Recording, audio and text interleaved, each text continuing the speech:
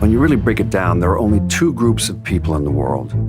Those with power and those who want power. Take your hypothetical overworked, underpaid cab driver in Lost Heaven who finds himself on the payroll of a prominent crime family. Where to? Anywhere. Fast. Suddenly, we're not talking hypotheticals, but about Tommy Angelo and his work for the Salieri crime family.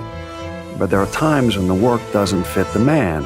Take when Tommy cornered Salieri's man, Frank Coletti. Frank, the Don sent me. Coletti'd gotten pinched and became a federal informant, and, no surprise, Salieri wanted him in the ground, pronto.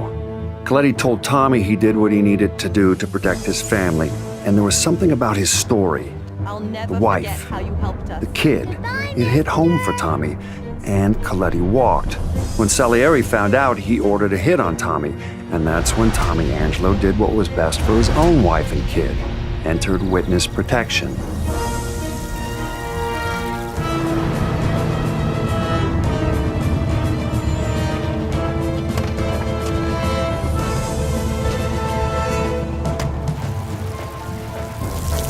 Mr. Angelo? Yes? Mr. Salieri sends his regards. You saw this type of thing happen again in Empire Bay years later. Different circumstances, different people, but consistent. And of course, that would be the events that went down with Vito Scaletta and Joe Barbaro. You remember the wise guys we used to see when we was kids? Yeah, why? The guy we're meeting here is one of them.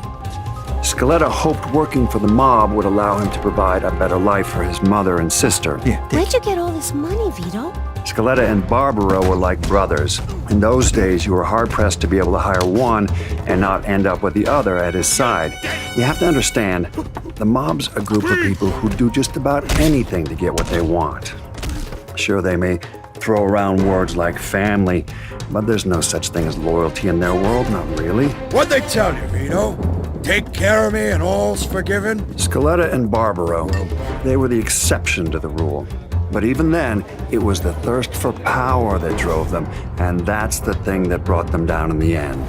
Hey, what the hell's going on? Where are they taking Joe? Sorry, kid. Joe wasn't part of our deal. Which, of course, is how Scaletta ended up working out of a shithole in New Bordeaux. Now, you could make a compelling case that without Scaletta, you'd have never had New Bordeaux's own crime boss, Lincoln Clay.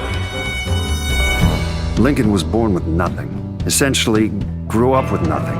That is, until he met Sammy Robinson. In Lincoln, he was forever bonded to Sammy and his brother Ellis. And despite of all the crimes he committed, I have no doubt he'd have laid down his own life for either one of them. No question. He lost everything that mattered most to him in the Night of Blood, save for his friendship with a morally bankrupt CIA agent. Point is, Lincoln Clay brought down the entire infrastructure of the mob in New Bordeaux, built up his own thing to take its place. Even still, what he did wasn't motivated by business. It was all about his family. I'm here to make you pay for what you did to Sammy and Ellis Robinson. These men were fully aware that what they were doing was wrong, so redemption's not a possibility here. Let me see your hands. But what I will say is when forced to make a choice between organized crime and the people they cared about most, these men chose family. Every time. Of course, as long as you've got people who are willing to steal, maim, torture, and murder to get ahead, you're never getting rid of the mob.